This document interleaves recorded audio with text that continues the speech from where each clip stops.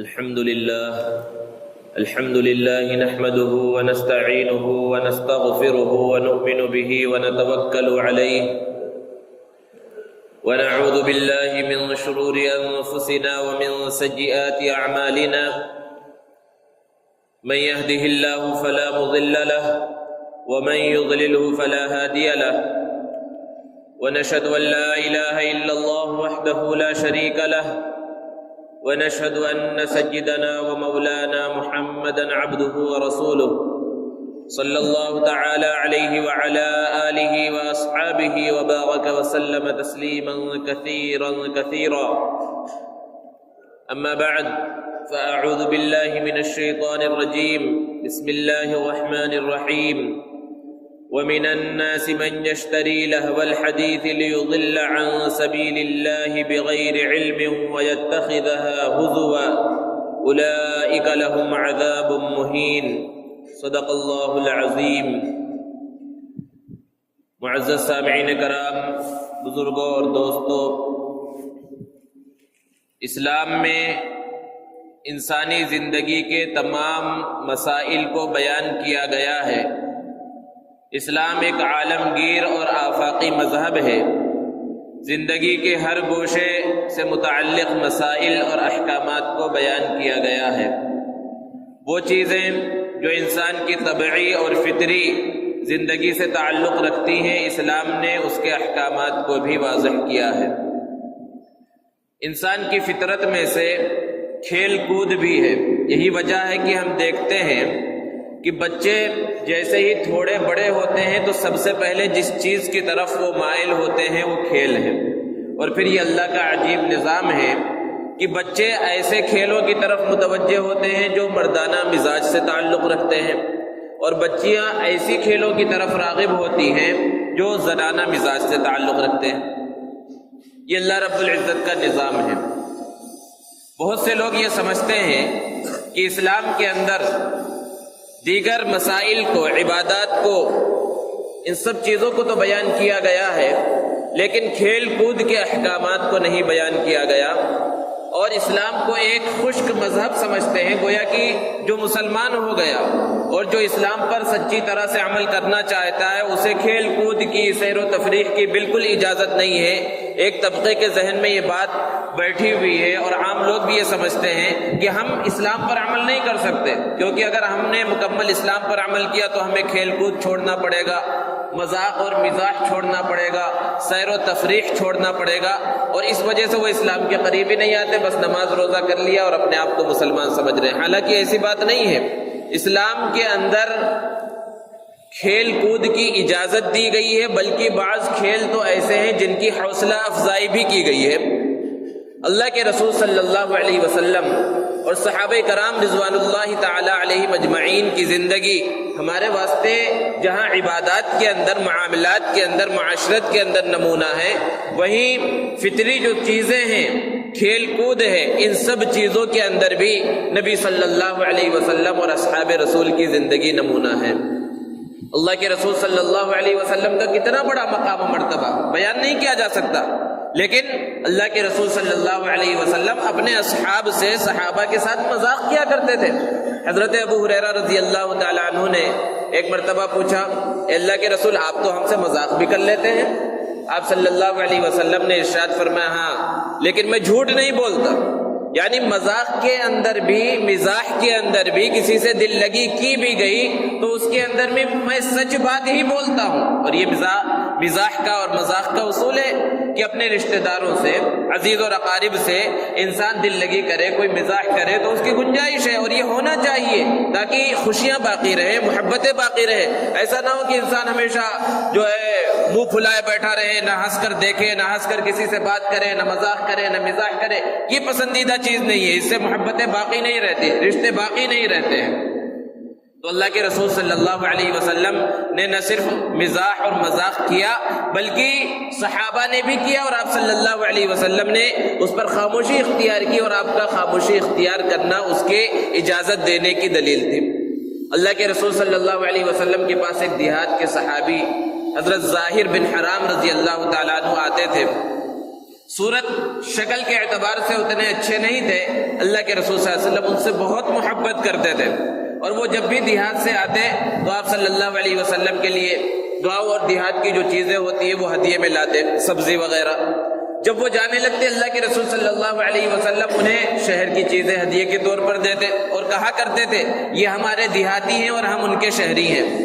ایک مرتبہ وہ بازار میں سامان بیچ رہے تھے، اللہ کے رسول صلی اللہ علیہ وسلم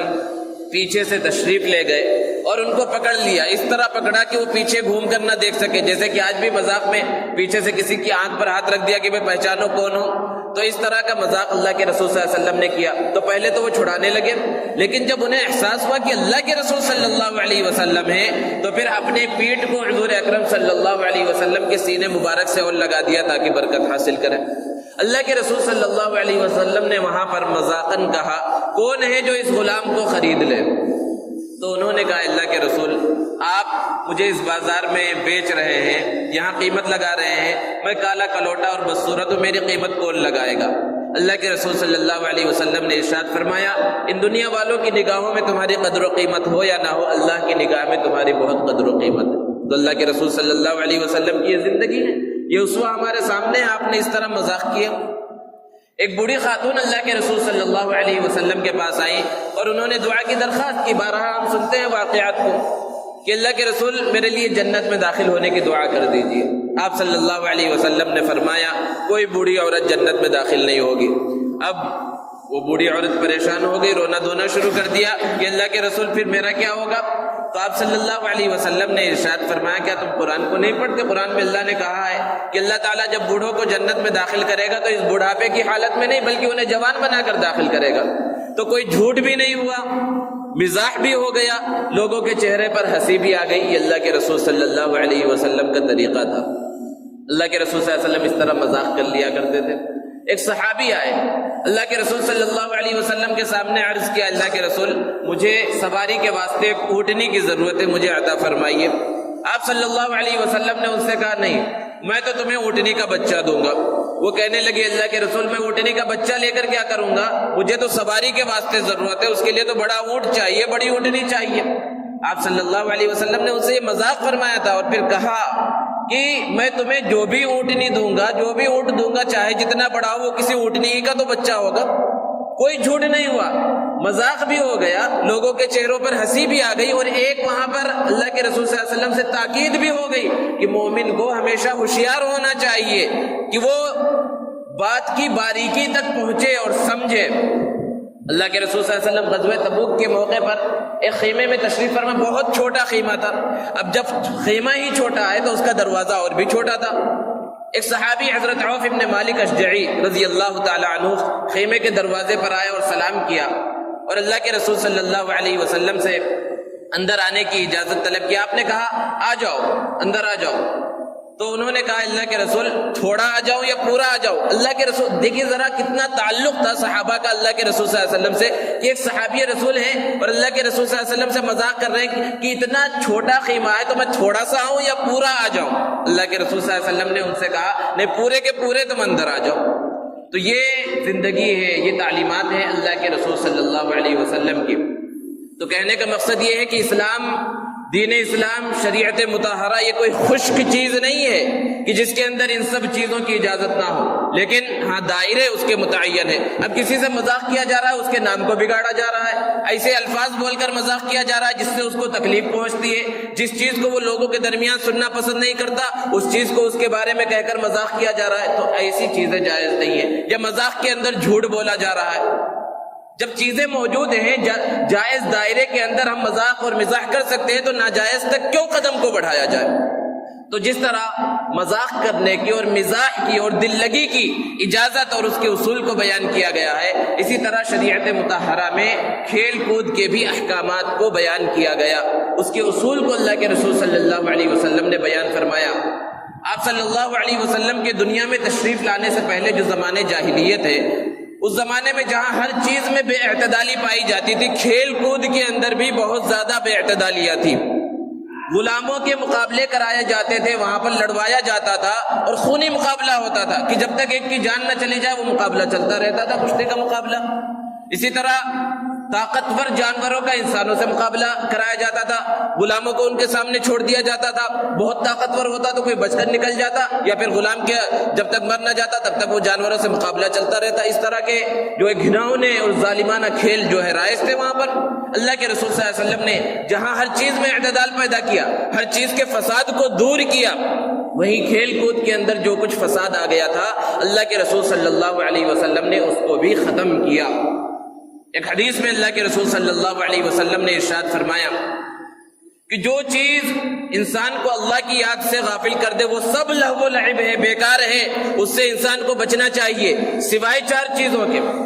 یہ کھیل ہیں جن کو اللہ کے رسول صلی اللہ علیہ وسلم نے بیان فرمایا۔ تو بعض کھیل تو وہ ہیں جن کو سرکار دو عالم صلی اللہ علیہ وسلم نے اپنی زبان مبارک سے بیان فرمایا اور ان کی تعریف کی اور ان کی جانب ترغیب دلائی ہے مسلمانوں کو کہ اگر انسان کی زندگی میں کھیل کود نہ ہو، چلنا پھرنا نہ ہو، دوڑے نہ، وہ کمزور ہو جائے گا، اس کے بدن میں طاقت نہیں رہے گی، وہ نہ دین اور دنیا کا کام کر سکے گا، نہ عبادت کے اندر اسے جو ہے چستی محسوس ہوگی اور بشاشت نہیں رہے گی۔ تو اسلام تو چاہتا ہے کہ انسان مضبوط ہو، اسی لیے ایک حدیث میں اللہ کے رسول صلی اللہ علیہ وسلم نے ارشاد فرمایا کہ طاقتور مومن کمزور مومن کے مقابلے میں اللہ رب العزت کو زیادہ پسندیدہ ہے۔ اور مومن یہ بندہ طاقتور کب رہے گا؟ جب وہ کھیلے گا، کودے گا، چلے گا، پھرے گا، دوڑے گا، ورزش کرے گا، تب اس کے بدن میں طاقت رہے گی۔ اور جو ان سب چیزوں سے جو ہے بالکل بچا رہے، ایک جگہ پر بیٹھا رہے، کچھ کام ہی نہ کرے، کچھ دوڑے نہ چلے نہ کھیلے، تو پھر اس کے بدن کے اندر وہ طاقت باقی نہیں رہے گی۔ اسی لیے اللہ کے رسول صلی اللہ علیہ وسلم نے ارشاد فرمایا یہ 4 چیزیں ہیں جو لہو و لعب یعنی بیکار چیزوں میں، خراب چیزوں کے اندر داخل نہیں ہے۔ پہلی چیز اللہ کے رسول صلی اللہ علیہ وسلم نے ارشاد فرمائی گھوڑوں کو سدھانا، یعنی گھوڑے بہت سرکش ہوتے ہیں، ان کو سواری کے واسطے تیار کرنا اور گھوڑ سواری کرنا، گھوڑوں کے اوپر بیٹھ کر لمبی لمبی جگہوں پر جانا، دور دور تک اس کے اوپر چلنا، اور گھوڑوں کی ریس کے اندر حصہ لینا۔ لیکن اس کے اندر یہ شرط ہے، پہلے صحابہ جو ہے اس انداز میں گھوڑوں کے درمیان بھی مقابلہ کرتے تھے، لیکن یہ مقابلہ اس وقت ناجائز ہو جائے گا جب اس کے اندر کوئی پیسہ اور جوا شامل ہو جائے کہ اگر ہم اور ہمارا گھوڑا آگے بڑھ گیا تو ہم جو ہے تم سے پیسے لیں گے۔ تو اگر اس انداز کی بات ہو جائے تو وہ ناجائز ہے۔ جوا تو کہیں پر بھی شامل ہو جائے گا تو وہ جائز چیز کو بھی ناجائز بنا دیتا ہے۔ اور پھر گھوڑوں کے بارے میں اللہ کے رسول صلی اللہ علیہ وسلم نے اس وجہ سے بھی بیان فرمایا کہ جنگ کے اندر حصہ لیا جاتا تھا اور گھوڑوں کی بہت زیادہ ضرورت پڑتی تھی، تو جب گھوڑے تیار ہوں تو اس سے جنگ کے اندر آسانی ہوتی تھی۔ اسی طرح دوسری چیز اللہ کے رسول صلی اللہ علیہ وسلم نے ارشاد فرمایا کہ وہ لہو و لعب میں داخل نہیں ہے، وہ ہے آپس میں دوڑ کا مقابلہ کرنا،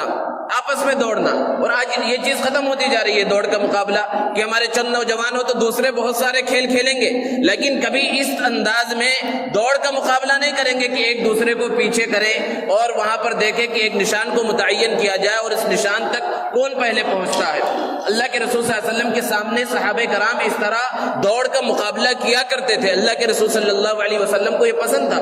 حضرت عبداللہ ابن عمر رضی اللہ تعالیٰ عنہ بیان فرماتے ہیں کہ میرے والد محترم حضرت عمر رضی اللہ عنہ اور حضرت زبیر ابن العوام رضی اللہ تعالیٰ عنہ، ایک تو خلیفۃ المسلمین ہیں، دوسرے خلیفہ ہیں، ہر ایک ان کی عظمت اور فضیلت کو جانتا ہے، اور دوسرے حضرت زبیر عشرہ مبشرہ میں داخل ہے، اتنا بڑا مقام و مرتبہ۔ وہ فرماتے دونوں میں ایک مرتبہ دوڑ کا مقابلہ ہوا، حضرت زبیر ابن العوام رضی اللہ تعالیٰ عنہ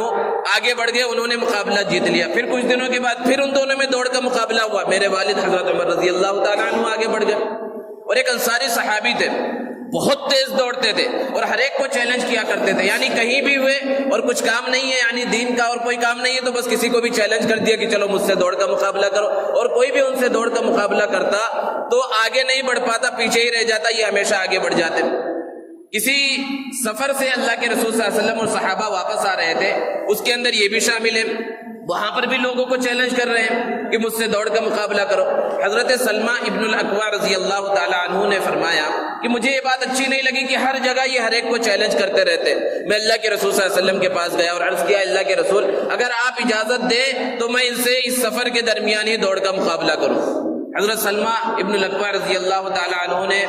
وہاں پر دوڑ کا مقابلہ کیا، اللہ کے رسول صلی اللہ علیہ وسلم نے اجازت دی اور ان کو ہرا دیا۔ وہ زمانے سے کسی سے ہارے نہیں تھے، لیکن حضرت سلمہ ابن الاکوع رضی اللہ تعالی عنہ سے جب مقابلہ ہوا تو وہ پیچھے رہ گئے۔ تو یہ چیز پسندیدہ ہے، اور اس کی اللہ کے رسول صلی اللہ علیہ وسلم نے ترغیب کیوں دی کہ انسان جب بھاگے گا دوڑے گا تو اس کے بدن کے اندر طاقت باقی رہے گی۔ اور آج بھی جو ڈاکٹر جو کہتے ہیں بیماریوں سے بچنے کے واسطے واکنگ کرو، چلو، یہ سب کیا چیز ہے؟ یہ سب اللہ کے رسول صلی اللہ علیہ وسلم کی تعلیمات میں تو ہمیں پہلے سے ملتی ہیں، یہ ساری چیزیں موجود ہیں۔ اور تیسری چیز اللہ کے رسول صلی اللہ علیہ وسلم نے بیان فرمائی کہ جو لہو و لعب میں داخل نہیں ہے، بیکار چیزوں میں داخل نہیں ہے، وہ ہے تیراکی۔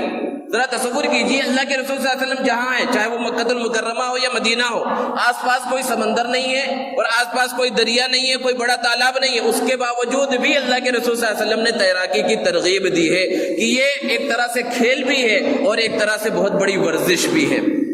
اور چوتھی چیز اللہ کے رسول صلی اللہ علیہ وسلم نے بیان فرمایا کہ جو اللہ کی یاد سے غافل کر دے وہ سب لہو و لعب ہے سوائے چار چیزوں کے۔ اس میں سے چوتھی چیز بیان فرمائی اپنی بیوی کے ساتھ کھیلنا۔ اب وہ کھیل کسی بھی طرح کا ہو سکتا ہو، اس طرح نہ ہو کہ بالکل بیوی سے کٹ کر رہے، بس ضروری جو باتیں ہیں وہ باتیں کرے، تو پھر محبتیں باقی نہیں رہتی ہیں، لڑائی جھگڑے جو ہے گھروں کے اندر پیدا ہوتے ہیں۔ اللہ کے رسول صلی اللہ علیہ وسلم کی زندگی کو دیکھیں، آپ صلی اللہ علیہ وسلم کی زندگی ہر اعتبار سے ہمارے لیے نمونہ ہے، کس طرح آپ ازواج مطہرات کے ساتھ رہا کرتے تھے۔ ایک سفر میں اللہ کے رسول صلی اللہ علیہ وسلم صحابہ ساتھ میں موجود ہیں، حضرت عائشہ صدیقہ رضی اللہ تعالی عنہا ام المؤمنین آپ کے ساتھ موجود ہیں۔ اللہ کے رسول صلی اللہ علیہ وسلم نے سب صحابہ کو کہا تم لوگ آگے چلو۔ جب وہ قافلہ آگے بڑھ گیا کوئی باقی نہیں رہا، صرف حضور اکرم صلی اللہ علیہ وسلم ہے اور حضرت عائشہ صدیقہ رضی اللہ تعالی عنہا موجود ہیں۔ تو اللہ کے رسول صلی اللہ علیہ وسلم نے حضرت عائشہ سے کہا چلو ہم دوڑ کا مقابلہ کریں۔ حضرت عائشہ رضی اللہ تعالی عنہا کے ساتھ اللہ کے رسول صلی اللہ علیہ وسلم نے دوڑ لگائی، لیکن کیا شرط ہے؟ کوئی نہیں ہے، سارے صحابہ کو آگے بھیج دیا، وہ میدان ہے، کھلا میدان ہے، کوئی دیکھنے والا نہیں ہے۔ اب کوئی یہ سن لے کہ ہاں بیوی کے ساتھ دوڑ کا مقابلہ کرنا چاہیے اور سب کے سامنے دوڑنا شروع کر دیا، تو یہ تھوڑی کوئی اچھی بات ہے۔ ایسی جگہ ہو جہاں کوئی دیکھنے والا نہ ہو، تاکہ پردے کی رعایت ہو، کوئی انگلی اٹھانے والا نہ ہو۔ اب اللہ کے رسول صلی اللہ علیہ وسلم نے حضرت عائشہ صدیقہ رضی اللہ تعالی عنہا کے ساتھ دوڑ کا مقابلہ کیا، اور حضرت عائشہ صدیقہ ایک نشان کو متعین کیا گیا کہ کون وہاں پہلے پہنچتا ہے۔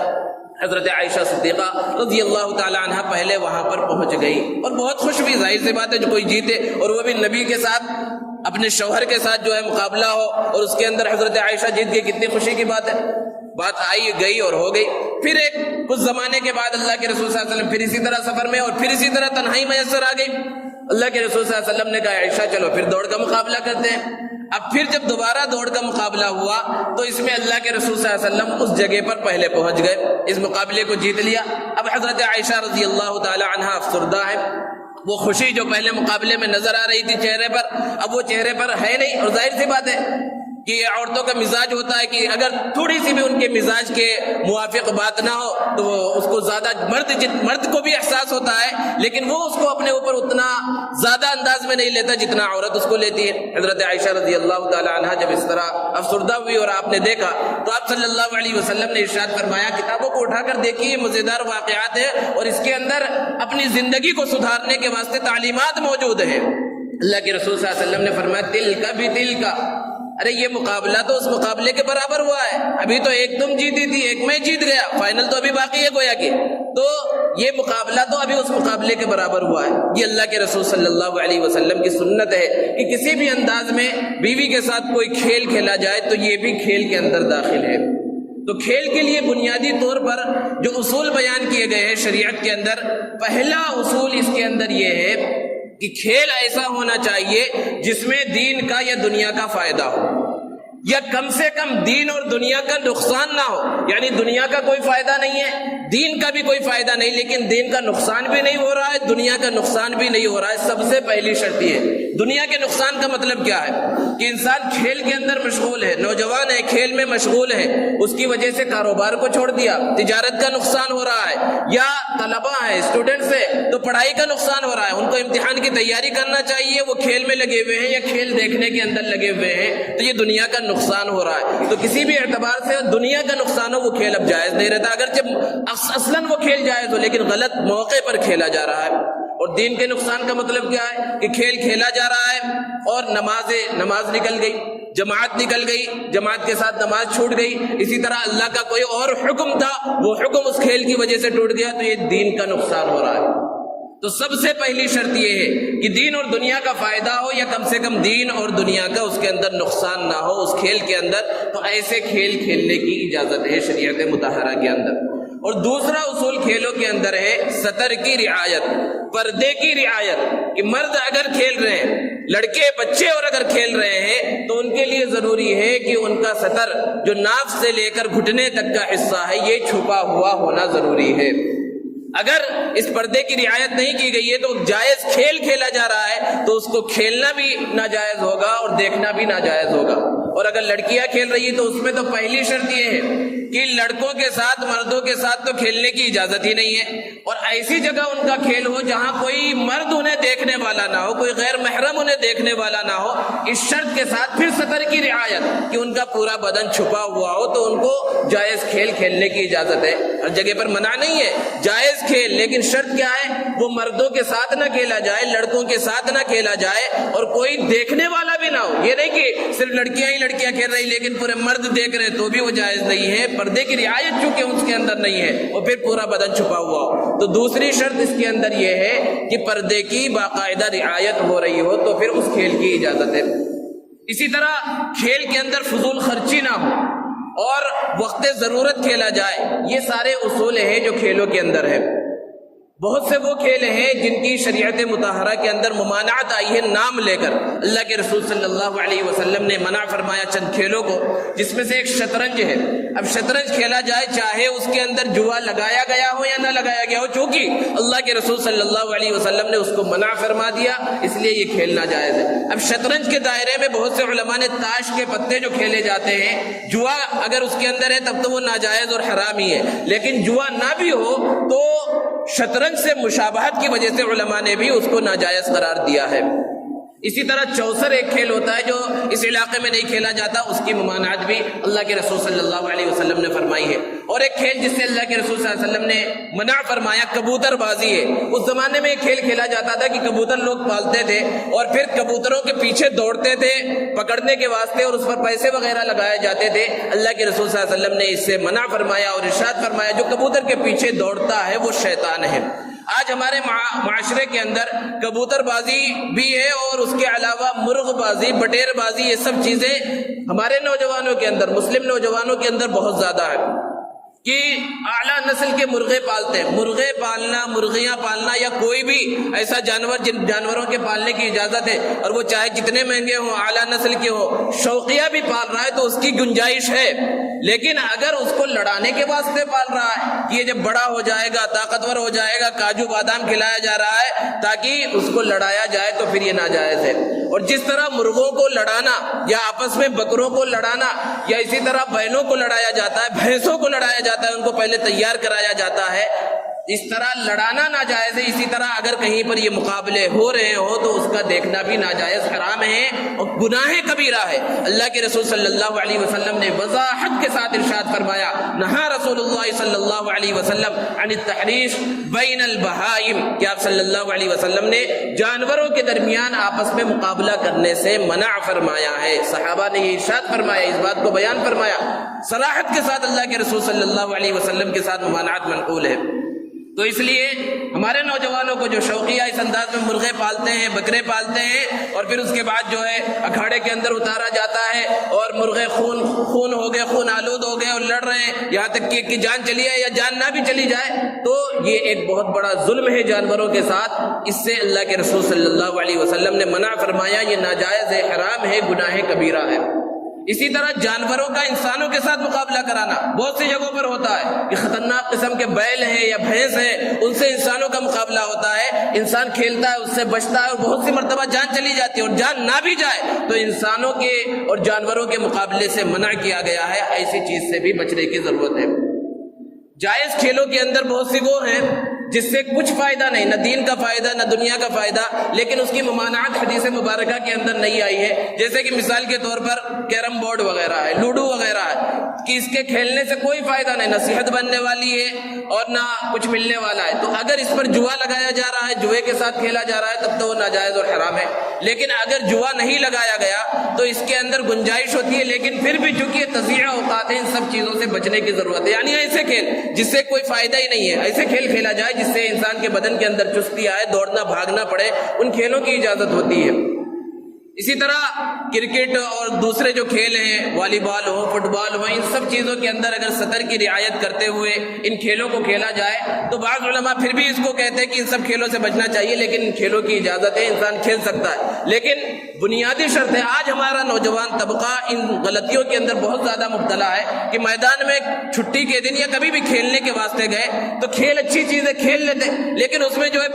پیسے لگا دیتے ہیں، شرط لگا دیتے ہیں، اس کے اندر جوا شامل ہو گیا، اور جوئے سے سخت انداز میں اللہ رب العزت نے قرآن مجید میں منع فرمایا ہے، انما الخمر والمیسر، شراب کے ساتھ اس کو اللہ رب العزت نے بیان فرمایا کہ جس طرح شراب حرام ہے اور شیطانی کام ہے، فاجتنبوا، اس سے بچو، اسی طرح اللہ رب العزت نے جوئے کو بیان فرمایا۔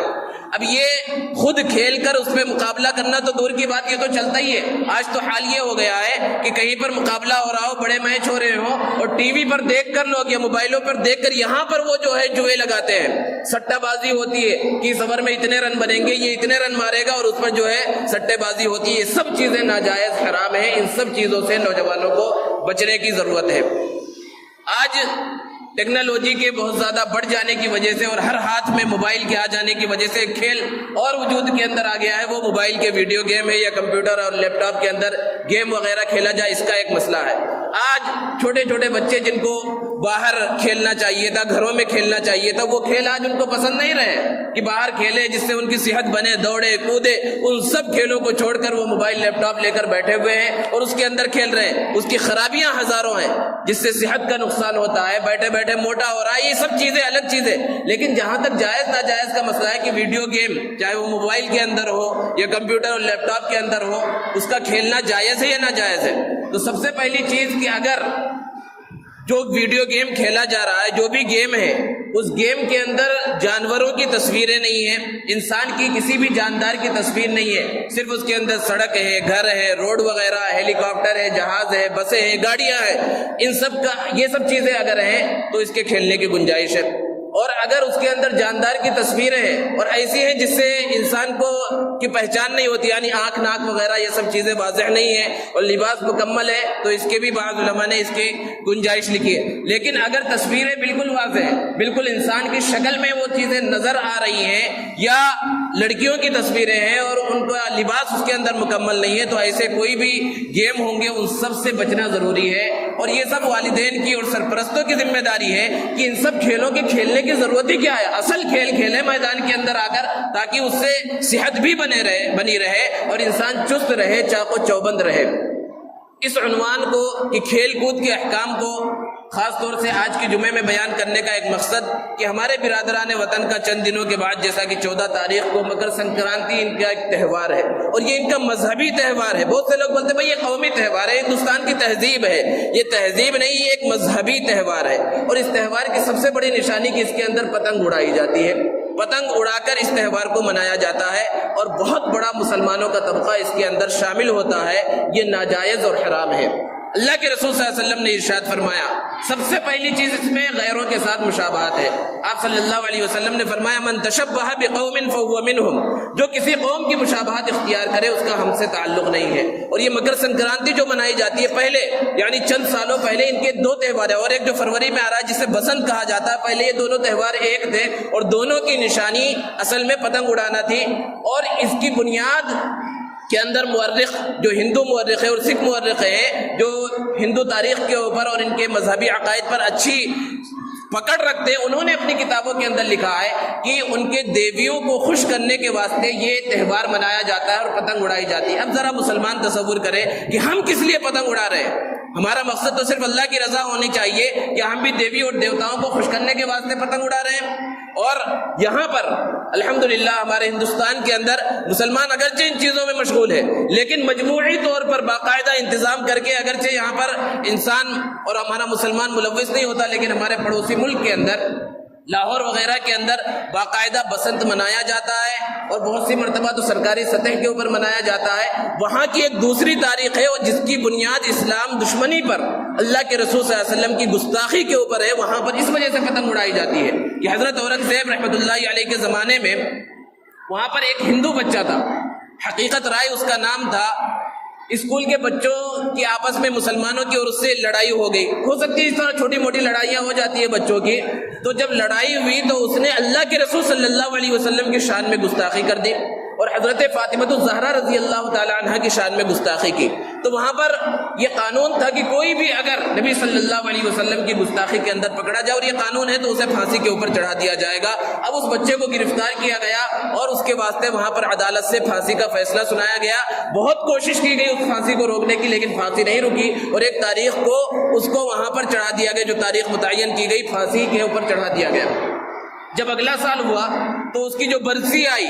جس دن اس کو پھانسی پر چڑھایا گیا تھا، وہاں پر بہت سے لوگ جمع ہوئے جو اس کے قبیلے سے تعلق رکھنے والے تھے اور وہاں انہوں نے بسنت منانا شروع کیا اور پتنگیں اڑائی گئی، وہاں پر اس کی سمادھی وغیرہ بنائی گئی جو آج بھی وہاں پر موجود ہے، اور لوگ یہ جنوری اور فروری کے مہینے میں خاص طور پر وہاں پر جمع ہوتے ہیں اور بڑے پیمانے پر پتنگ اڑائی جاتی ہے۔ تو اگرچہ ہمارے ملک کے اندر پتنگ اڑانے کی بنیاد وہ نہیں ہے، کیونکہ یہ پتنگ اڑانے کا سلسلہ کوئی 300-400 سال کا نہیں بلکہ ہزاروں سال سے پتنگ اڑائی جا رہی ہے اور اس کی بنیادیں وہی ہیں جو مذہبی چیزوں کے اندر پیوست ہیں۔ اس لیے ضرورت اس بات کی ہے کہ خود بھی بچنا ہے اور اپنے نوجوانوں کو، چھوٹے بچوں کو بھی اس سے بچانا ہے، اور اس کے جو نقصانات ہیں وہ نقصانات بھی بہت خطرناک ہیں۔ اس کے اندر سب سے پہلے تو مال کا ضیاع ہوتا ہے، وقت کا ضیاع ہوتا ہے، اور انسان چھت کے اوپر کھڑے ہو کر جو ہے اڑاتا ہے، جس کی چھت کی بالکنیاں نہیں ہوتی، جانوں کا ضیاع ہوتا ہے۔ صرف 10 سال کی پڑوسی ملک کی رپورٹ ہے کہ پتنگ اڑانے میں 221 لوگوں کی جانیں گئی اور 6000 سے زائد لوگ زخمی ہوئے 10 سالوں کے اندر پڑوسی ملک کے اندر۔ اور اس طرح ہم بھی پڑھتے ہیں کہ وہ مانجا جو ہوتا ہے جس میں کانچ کا استعمال ہوتا ہے، کسی کے گلے کے اندر آ گیا اور گلا ہی کٹ گیا، بچوں کے گلے کٹ جاتے ہیں، زخمی ہو جاتے ہیں، تو یہ انسانی جانوں کا ضیاع ہے، انسان کے بدن کو اس سے تکلیف پہنچ سکتی ہے۔ اور پھر یہاں پر جو پتنگ اڑاتے ہیں ہر ایک کا مقصد کیا ہوتا ہے کہ دوسرے کو نقصان پہنچایا جائے، حالانکہ مسلمان کو یا کسی کو بھی نقصان پہنچانے سے منع کیا گیا۔ یہاں دل کے اندر خواہش ہوتی ہے کہ میں اس کے پتنگ کو کاٹ دوں، گویا کہ دوسرے کو نقصان پہنچانے کا ارادہ کیا جا رہا ہے۔ اور پتنگ جب کٹ جاتی ہے تو پھر جو لوگ ہیں، جو بچے ہیں یا نوجوان بھی، بڑے لوگ بھی، کہ پتنگ کٹتی بعد میں ہے لیکن اس کو لوٹنے کی تیاری پہلے ہو جاتی ہے۔ ابھی آپ نے سنا اللہ کے رسول صلی اللہ علیہ وسلم نے ارشاد فرمایا کہ جو کبوتر کے پیچھے بھاگتا ہے وہ شیطان ہے، لوگ پتنگوں کے پیچھے بھاگ رہے ہیں وہ بھی شیطان ہے۔ اور ایسا دیکھا جا رہا ہے بڑے بڑے مالدار ہیں،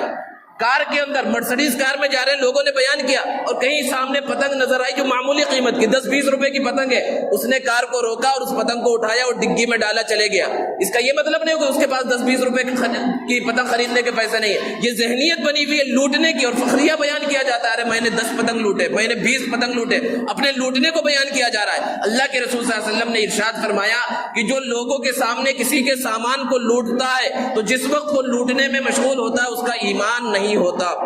اتنی سخت انداز میں۔ تو پتنگ جو لوٹتا ہے تو ایک آدمی کے، ایک بچے کے ہاتھ میں آتی ہے، ایک کو گناہ ہوا، لیکن پتنگ کے ساتھ جب ڈور بھی کٹتی ہے تو ڈور کو لوٹنے کے واسطے بہت لوگ بانٹتے ہیں، کسی کے ہاتھ میں تھوڑا آیا، کسی کے ہاتھ میں زیادہ آیا، تو اس کے اندر کئی لوگ گناہوں کے اندر مشغول ہو جاتے ہیں۔ یہ سب خرابیاں اس کے اندر ہے، اور بے پردگی ہوتی ہے، دوسرے کی زمین میں دوسرے کے گھر پر بغیر اجازت کے شامل ہوتے ہیں، کسی کی پتنگ کو کاٹ گیا تو یہ کاٹ دیا، وہ کاٹ دیا بول کے مذاق اڑایا جاتا ہے۔ یہ سب خرابیاں ہیں جو شرعی خرابیاں ہیں۔ تو اس لیے جو ذمہ دار حضرات ہیں، جو سرپرست حضرات ہیں، ان کی ذمہ داری، وہ یہ نہ سوچے چھوٹے بچے ہیں جو کچھ خرید کر دے رہے ہیں، اگر بچے بالغ ہیں تو وہ خود گنہگار ہوں گے، والدین بھی گنہگار ہوں گے، لیکن اگر بچے بالغ نہیں ہیں، چھوٹے ہیں اور پھر بھی وہ پتنگ اڑا رہے ہیں، ان کو خرید کر دیا جا رہا ہے، ان کو روکا نہیں جا رہا ہے، تو سرپرست حضرات اور والدین اس کے ذمہ دار ہوں گے۔ اللہ رب العزت سے دعا ہے اللہ تبارک و تعالی جو غیر اسلامی رسومات اور بیکار چیزیں ان سے ہمیں بچنے کی توفیق عطا فرمائے۔ وآخر دعوانا الحمدللہ۔